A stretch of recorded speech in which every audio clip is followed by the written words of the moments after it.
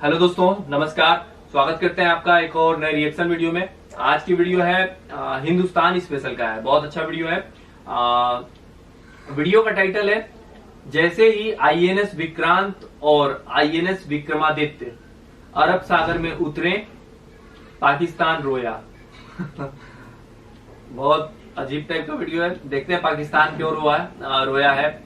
वैसे पाकिस्तान जो है भारत के आईएनएस नेवल शिप से बहुत ज्यादा डर लगता है पाकिस्तान को। वैसे पाकिस्तानियों में जज्बा तो बहुत ज्यादा है।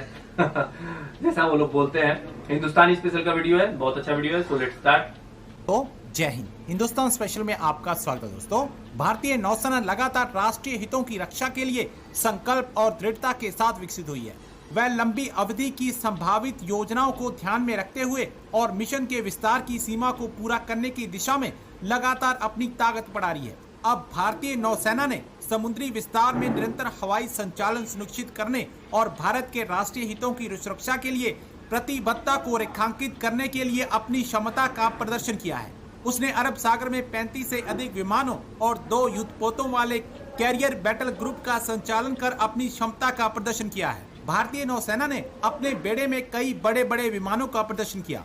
साथ ही समुद्र में रक्षा बढ़ाने के लिए 2 विमान वाहक आईएनएस विक्रमादित्य और स्वदेशी आईएनएस विक्रांत के साथ साथ अपने बेड़े के जहाजों और पनडुब्बियों का प्रदर्शन किया। जैसे ही भारत ने अपने 2 एयरक्राफ्ट कैरियर को अरब सागर में उतारा, पाकिस्तान की चिंता और बढ़ गई। बहुत बड़ी आज डेवलपमेंट हुई है, बहुत बड़ी। और वो ये है कि इंडिया ने, आप समझें कि एक बहुत बड़ी एक डेमोन्स्ट्रेशन की है अपनी।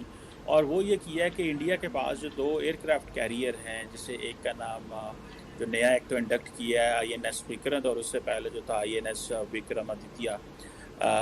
अब और उसके ऊपर तकरीबन उसके इर्द गिर्द आप देखें, ये 2 एयरक्राफ्ट कैरियर्स हैं, मल्टीपल वॉरशिप्स हैं, सब मरीन्स हैं। इसके ऊपर को 35 एक जहाज़ खड़े हुए हैं। और ये कहने के लिए जनाब के बहुत सारे जहाज़ हैं, जिसमें एडवांस लाइट हेलीकॉप्टर्स हैं, कॉमोव है, MH-60R है, जिसे कहते हैं MiG-29 के, और बहुत सारे जो है ना वो हेलीकॉप्टर्स वगैरह हैं इसके ऊपर खड़े हुए हैं। और इसको बेसिकली इंटरनेशनल अगर आप देखें जो एयरक्राफ्ट कैरियर्स हैं, इनके बारे में पढ़ें तो इनको या तो कहा जाता है they are called as sailing cities, या फिर इन्हें फ्लोटिंग एयरफील्ड्स भी कहा जाता है। सो प्राइमरीली इंडियन समझते हैं कि ये फ्लोटिंग एयरफील्ड्स हैं, लेकिन ये सेलिंग ये इतने बड़े होते हैं कि इनके इर्द गिर्द सिर्फ जो एयरक्राफ्ट कैरियर है वो अकेले मूव नहीं करता, उसके साथ बहुत सारी सब इसका पूरा फ्लीट चलता है। उसके ऊपर भी सारी बात है, बहुत जहाज होते हैं। सो उसकी बड़ी कैपेसिटी है। आगे पीछे बहुत ज्यादा इसका फ्लीट होता है। ये 2 एयरक्राफ्ट कैरियर्स हैं, ये गए किधर हैं? ठीक है जी, ये अरेबियन सी के अंदर आप अगर देखें तो they have made their ingress, वो पे आए हैं। और वो जो इंडियन नेवी के स्पोक्स पर्सन हैं कमांडर विवेक साहब, उन्होंने कहा है कि इसका मकसद जो है ये एक इंडियन नेवी को एक मैरीटाइम सिक्योरिटी के हवाले से और मैरीटाइम पावर प्रोजेक्शन, ये पावर प्रोजेक्शन करना चाह रहा है अगेंस्ट होम। अरेबियन सी में कौन है? अरेबियन सी में इंडिया का सबसे बड़ा हरीफ पाकिस्तान है। ठीक है जनाब। और पाकिस्तान कुछ जब नहीं है, गल्फ के ममालिक हो, हमेशा मानना चाहिए, यूएई हो, कतर, कुवैत, ये जो गल्फ ऑफ ओमान वगैरह, ये जो पर्शियन गल्फ में जो ममालिक है, उनको भी बताना है कि हाँ भाई हमारे पास ये 2 बड़े एयरक्राफ्ट कैरियर हैं। साथ में अफ्रीका को भी मैसेज देना है, क्योंकि अगर इन्होंने चाइना को मैसेज देना होता तो चाइना के तो they should have gone in Bay of Bengal और उधर जाते, उन जगहों पे जाते, लेकिन उन्होंने पाकिस्तान को एक मैसेज दिया कि भाई हम अब यहाँ पे खड़े हैं। भारत के जो मिनिस्टर ऑफ एक्सटर्नल अफेयर्स हैं डॉक्टर जयशंकर ने कहा है कि जो नेटो की बात अमेरिकन कर रहे हैं, रिसेंटली आपको याद होगा कि अमेरिका की जो एम्बेसडर थी नेटो के लिए, उन्होंने कहा था कि हम नेटो को एशिया में लेके जाना चाहेंगे और अगर इंडिया इसका हिस्सा बनना चाहे तो दे आर मोस्ट वेलकम। लेकिन डॉक्टर जयशंकर ने कहा है कि जो नेटो का टेम्पलेट है, जो नेटो का मॉडल है, वो इंडिया को फिट नहीं आता। और वो इस पे हवाले से हम पहले भी बात कर चुके हैं, क्योंकि आपको पता है नेटो एक नॉर्थ अटलांटिक ट्रीटी ऑर्गेनाइजेशन है, जिसका प्राइमरली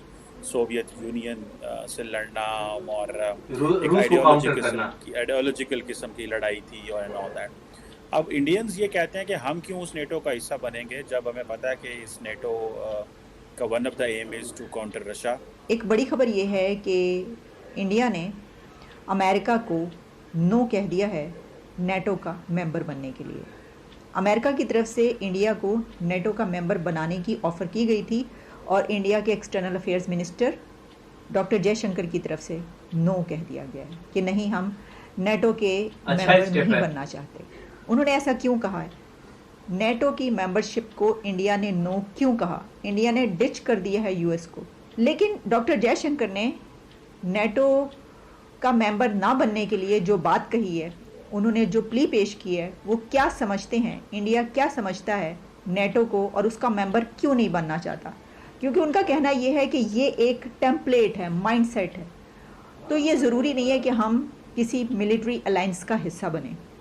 तो इसमें हमें इंडिया की नॉन अलाइनमेंट मूवमेंट नज़र आ रही है। उनकी वो पॉलिसी नज़र आ रही है जिसमें वो किसी के साथ किसी मिलिट्री अलायंस का हिस्सा नहीं बनना चाहते। आप खुद सुनिए कि उन्होंने क्या कहा है।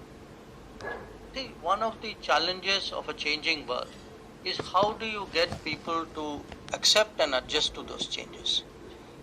Even today, not just with this committee, I see this, in analysis of various kinds and writings of people.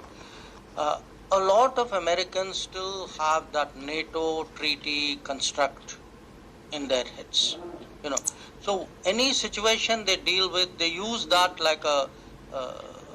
It seems almost like that's the only sort of template with which, or only viewpoint with which they look at the world. The reality is that is not a template that applies to India. This is not suitable for India कि किसी military alliance का हिस्सा बने।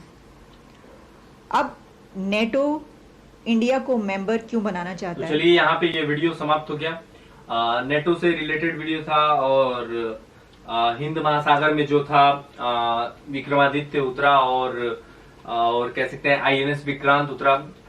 वैसे ये दोनों naval ships जो हैं, एयरक्राफ्ट कैरियर कह सकते हैं, जिनमें बहुत सारे एक साथ कई लड़ाकू विमान जो है वो खड़े हो सकते हैं, और किसी भी युद्ध के समय ये जो है कह सकते हैं कि एयरक्राफ्ट कैरियर किसी भी युद्ध के समय देश को रक्षा बहुत प्रदान करते हैं।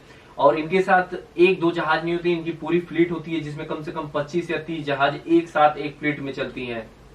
तो भारत के पास दो नेवल शिप है, दो एयरक्राफ्ट हैं, जिन्हें एयरक्राफ्ट कैरियर कह सकते हैं आप, जिन पे बहुत सारे जहाज खड़े हो सकते हैं। राफेल खड़ा हो सकता है, मिग खड़ा हो सकता है, सुखोई खड़ा हो सकता है, और भी बहुत सारे हेलीकॉप्टर्स खड़े हो सकते हैं, चॉपर खड़े हो सकते हैं। तो ये एक बहुत अच्छा है हमारे देश की रक्षा के लिए। हर देश को अपनी रक्षा के लिए जो हमेशा तैनात रहना चाहिए, किसी भी देश को हमला नहीं करना चाहिए, ना किसी देश को। ये एक ऐसा स्टेप है जिससे आप अपने देश की सीमाओं को, देश के अंदर के रहने वाले लोगों को आप सुरक्षित रख सकते हैं, क्योंकि ये एक ऐसा युग है जिसमें हर देश चाहता है कि हम जो है सबसे शक्तिशाली बने। इस मामले में भारत जो है हमेशा आगे रहता है, और भारत जो है अपने डिफेंस को लेकर हमेशा सजग रहता है, भारत की रक्षा के लिए हमेशा सजग रहता है, क्योंकि आसपास के जैसे देश हो गए, चाइना हो गया या फिर पाकिस्तान हो गया, ये दो देश जो है इनको काउंटर करना एशिया रीजन में बहुत जरूरी है। और अरब सागर में आईएनएस विक्रमादित्य और आईएनएस विक्रांत को उतारना एक बहुत बड़ी अचीवमेंट तो नहीं कह सकते, क्योंकि एक बहुत बड़ा जो है दूसरे देशों को धक्का थोड़ा लगेगा, जैसे पाकिस्तान हो गया, अरब कंट्रीज हो गई, अफ्रीकन कंट्रीज हो गई, इन देशों को बहुत बड़ा धक्का लगेगा कि भारत ने अरब सागर में इतनी बड़ी फ्लीट को क्यों उतारा, एयरक्राफ्ट दो एयरक्राफ्ट को क्यों उतारा। पाकिस्तान में तो वैसे ही सब जानते हैं कि पाकिस्तान में वैसे ही हलचल मचा रहेगा, क्योंकि पाकिस्तान हमेशा भारत की छोटी अगर भारत ने छोटी सी काम कर दिया तो उसको भी लेकर पाकिस्तान जो है हमेशा पाकिस्तान में डर लगा रहता है कि भारत कहीं हमला न कर दे। वैसे पाकिस्तानियों को ये पता होना चाहिए कि भारत जो है पहले कभी भी बेमतलब का हमला नहीं करता। अगर आप हमला करते हो तो उसका जवाब जो है वो भारत देता है, चाहे वो आपसे जितने भी युद्ध लड़े गए उनमें। तो अरब सागर में ये दो जहाज उतरे, इसका असर जो है आसपास के देशों को भी हुआ, चाइना को भी भनक लगी हुई होगी, अरब कंट्रीज को भी जो है वो भनक लगी, और कुछ अफ्रीकन कंट्रीज जो हो गई उनको भी भनक लगी होगी। और नेटो की बात हो रही थी, तो नेटो जो है अमेरिका चाहता है कि भारत जो है वो एशिया का एक ऐसा कंट्री जो है वो नाटो का सदस्य बने, जिससे हम जो है रसिया को काउंटर कर सकें। नाटो का सिद्धांत ही है कि रसिया को काउंटर करना, क्योंकि नॉर्थ अटलांटिक ट्रीटी ऑर्गेनाइजेशन इसका नाम है, और नाटो बनाया गया है रसिया को काउंटर करने के लिए। जैसे आप जानते हैं कि यूक्रेन जो है वो नाटो का सदस्य बनना चाहता था, रसिया ने उसे 1-2 बार मना किया, लेकिन यूक्रेन नहीं माना तो रसिया ने उसको ले दबादब धो दिया। तो और क्या यूक्रेन के साथ वैसा ही होना चाहिए था, क्योंकि यूक्रेन ने भी अपनी समझदारी वाला काम नहीं किया। और भारत तो हमेशा इन सब चीजों को लेकर आगे बढ़ रहा है। अमेरिका चाहता है कि भारत जो है नाटो का सदस्य बने, ताकि हम जो है रसिया को काउंटर और तेजी से कर सके। भारत ये नहीं चाहता, क्योंकि भारत का जो रसिया हमेशा से साथ देता रहा है, हर युद्ध में रसिया ने भारत का साथ दिया है। तो काफी अच्छा वीडियो था, हिंदुस्तान स्पेशल का वीडियो था। इस वीडियो का लिंक जो है वो नीचे डिस्क्रिप्शन में होगा, आप लोग वहां से ये वीडियो देख सकते हैं।